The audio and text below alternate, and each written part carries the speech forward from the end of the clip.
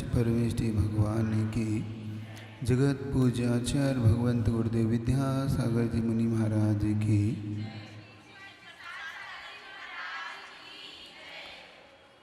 घटना राम के जीवन की।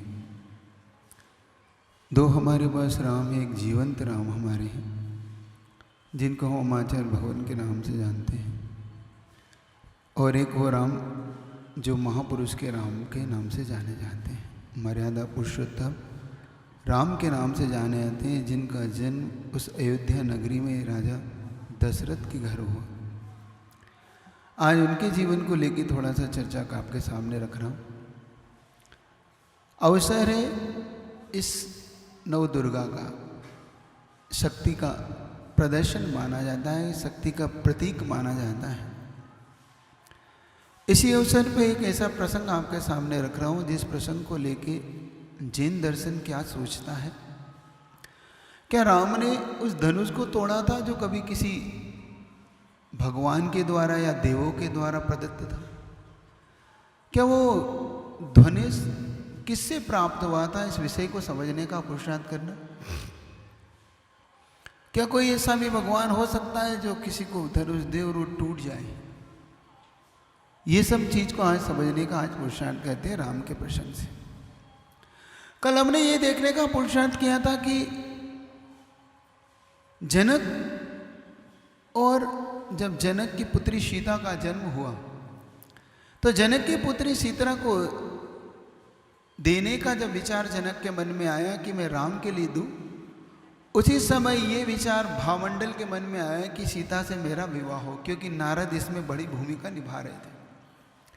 नारद ने जब देखा कि सीता ने उसका अपमान किया, अपमान का आशय जब सम्मान नहीं मिलता है तो लोग उसे अपमान मान बैठते हैं। बस संसार की सबसे बड़ी ये व्यवस्था है कि जहाँ जिसे सम्मान नहीं मिलता वो उसे अपमान मान के आगे बढ़ लेता है। हमें इससे ऊपर उठने का पुरुषार्थ करना है कि हर व्यक्ति हमारा अपमान नहीं करता। हमें सम्मान नहीं दिया, ये हमारी अपनी कमी के कारण हमें नहीं मिला होगा, लेकिन उसे हम अपमान मान के आगे बढ़ते। नारद न्यू सम्मान को समझ नहीं पाया और सीता की गलती को उसने भावमंडल तक ले जाके और भावमंडल के सामने सीता का जो चित्र प्रस्तुत किया, उससे भावमंडल सीता के प्रति मोहित हो गया, जबकि वो ही उसका भाई था। और शर्त ये रखी गई बाद में, जब जनक ने सीता को देने से मना किया उनके पिता चंद्रगति को, तो शर्त रखी गई कि जब दो धनुष अगर तुम तोड़ पाए, जिनके नाम थे वज्रावत और सागरावर्त। वज्रावत नाम का जो धनुष और सागरावत नाम का धनुष चंद्रगति ने जनक के लिए दिए थे, और जनक को इसलिए दिए गए थे कि अगर सीता को तुम राम को सौंपना चाहते हो और तुम राम का इतना मानते हो तेज, और राम का तेज इतना मानते हो, राम की शक्ति इतनी मानती हो, तो फिर हमें राम की शक्ति देखना है कि धनुष को अगर वो प्रत्यंचा चढ़ा पाया तो मान लेना कि राम में ऐसी शक्ति है। अब उस प्रत्यंचा को चढ़ाने के लिए जनक ने शर्त स्वीकार तो कर ली, लेकिन जनक के मन में एक शंका सी बनी रह गई, क्योंकि धनुष का जो रूप देखकर जनक भी घबरा गए।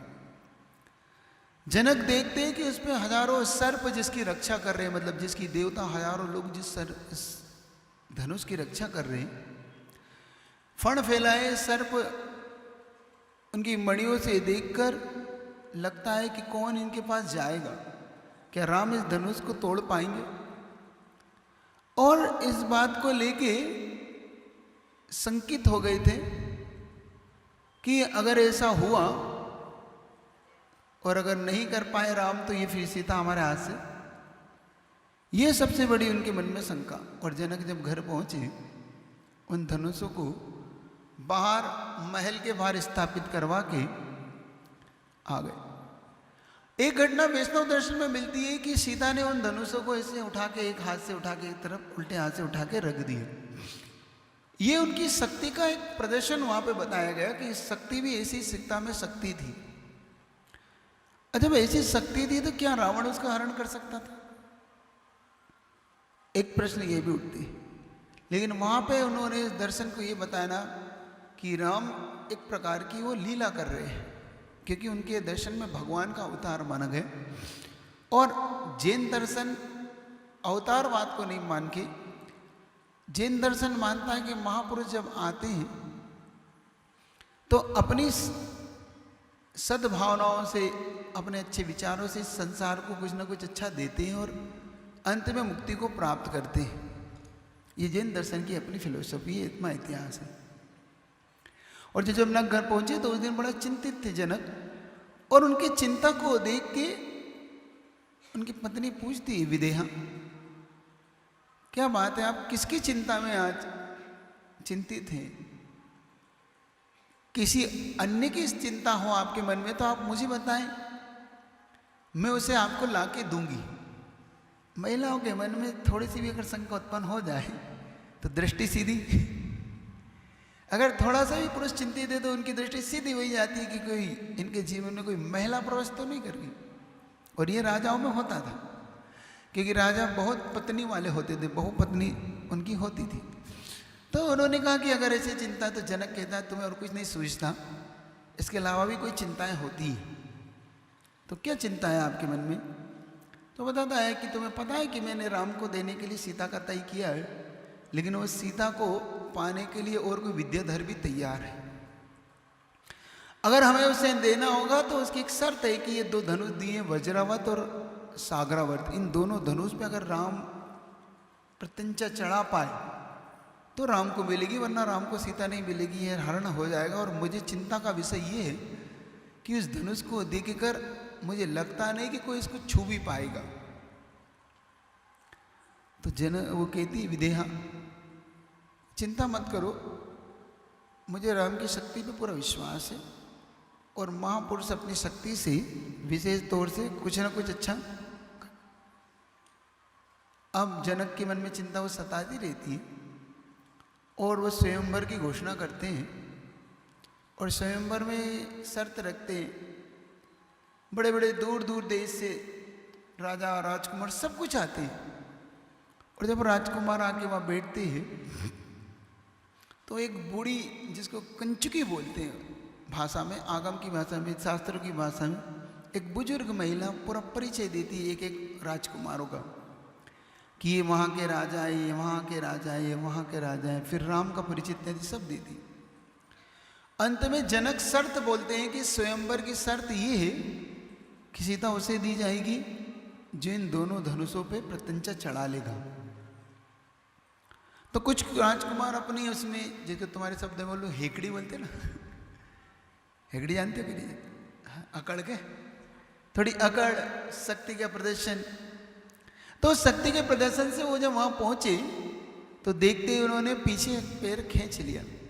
वो पैर इसलिए खींच लिया उन्होंने कि उस पे जो वो बड़े बड़े सर्प मंडरा रहे थे, सर्प उसकी रक्षा कर रहे थे, तो उनके मन में ये भाव आया कि भाई इस मृत्यु की गोद में जाने से अच्छा है कि घर चलें, क्योंकि ऐसी सीता को पाके भी हम क्या करेंगे? जो मृत्यु की गोद से मिले हमें नहीं चाहिए कि हम उसे पा ही नहीं पाएंगे। कुछ लोगों ने तो वहाँ से वैराग्य धारण कर लिया, उन्हें मुनि बन गए कि हमें नहीं चाहिए, क्योंकि हम जिसको पा ही नहीं सकते फिर जीवन बेकार है। सब लोग वहाँ से पीछे हटे। तो अब राम उठते और देखना जिसके जीवन में ऐसा गहरा पुण्य छाया हो, क्योंकि राम बलभद्र थे। जैन दर्शन राम को बलभद्र के रूप में स्वीकार करता है और नारायण के रूप में स्वीकारता है लक्ष्मण को। वैष्णव दर्शन में राम नारायण के रूप में स्वीकार कर गए और बलभद्र के रूप में जो उनके यहाँ पे प्रकरण अलग मिलता है और लक्ष्मण कुछ अलग प्रकरण में मिलता है। तो जब राम उठते हैं और राम के पुण्य के प्रताप से, इनके पुण्य के प्रभाव से, जो सर्प अभी फण फैला रहे थे, उनके मुख से अग्नियाँ निकल रही थी, उनकी आंखों से ज्वालाएं निकल रही थी, वो सारी ज्वालाएं राम को देख के अपने आप शांत हो जाती, क्योंकि बलभद्र का पुण्य इतना गहरा होता है कि उसके पुण्य के सामने सब देवता नतमस्तक होते हैं। तो बलभद्र के उस पुण्य के सामने जो नतमस्तक हुए तो वो धनुष ऐसा शांत हो गया जैसे एक सामान्य साधारण धनुष हो। और राम ने उसको अपने हाथ से उठाया और उसकी प्रत्यंचा ऐसे चढ़ा दी जैसे एक सामान्य मनुष्य अपने धनुष पर प्रत्यंचा चढ़ाता है। और इस दृश्य को जब पूरा जगत देख रहा था तो देवताओं ने भी इस दृश्य की प्रशंसा की और देवताओं ने वहाँ पे जय हो की ध्वनि करते हुए राम के ऊपर पुष्पों की वृष्टि की कि धन्य राम, जिस धनुष को बड़े बड़े महारथी भी नहीं छू सकते थे, उस धनुष को तुमने अपने हाथ से चढ़ा। और कहते हैं कि राम ने जब उस धनुष के तीर की ओर देखा, क्योंकि वो धनुष की जो तीर थे वो इतने भयंकर थे कि अगर राम उनका प्रयोग करते तो सभा में बैठा हुआ कोई व्यक्ति जिंदा नहीं बच सकता था, क्योंकि उन तीरों में इस तरीके की शक्तियां थी। तो वहाँ लोग घबराने लगे कि राम ऐसा ना हो कि इन तीरों का प्रयोग करने लग जाए। फिर भी राम ने उन्हें सहर्ष उस धनुष को पुनः वही स्थापित करके अपनी जगह पर आकर बैठ गए। फिर लक्ष्मण रहे तो वज्रावत धनुष को राम ने और सागरावत धनुष को लक्ष्मण ने अपनी प्रत्यंचा चढ़ा के अपने शक्ति को बताया। और उसी समय सीता का स्वयंवर, सीता ने अपनी वरमाला राम के गले में पहना। यहां से पता पड़ता है कि सीता किस प्रकार से राम को मिली। अब प्रकरण ये आता है कि जब यहां से राम को सीता मिली, अब सीता को लेके बहुत दिनों तक वो उस मिथिला नगरी में रही जनक के पास।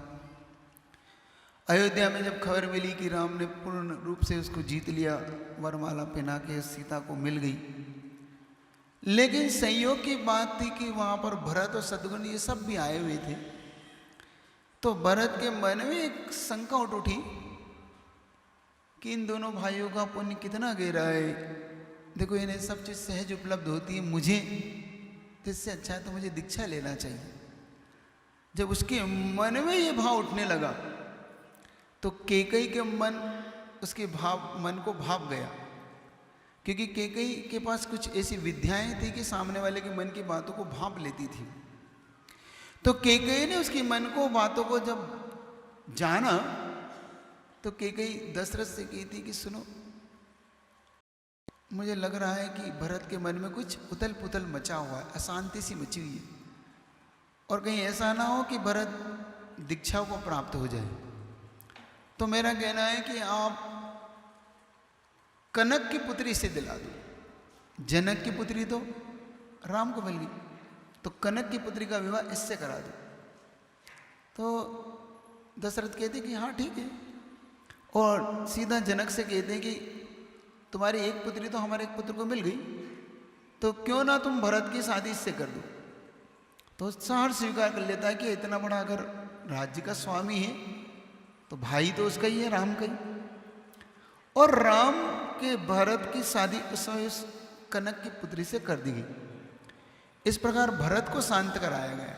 मतलब भरत के मन में जो उथल पुथल मच रही थी, कभी कभी कैसे कैसे निर्णय लेना पड़ते व्यक्ति को, कि शांति कराने के लिए उनका इसका विवाह कराया। इन दोनों का विवाह जब हुआ, विवाह होने के बाद धूमधाम से अयोध्या पहुंचे। अयोध्या में आनंद पूर्वक ये लोग रहने लगे। संयोग की बात थी कि जब ये आनंद पूर्वक रह रहे थे तो एक पार्ट आता है वैष्णव दर्शन के अंदर कि मन में एक भाव आया जनक का, दशरथ के मन में, कि अब मुझे राज्य यहाँ छोड़ना चाहिए।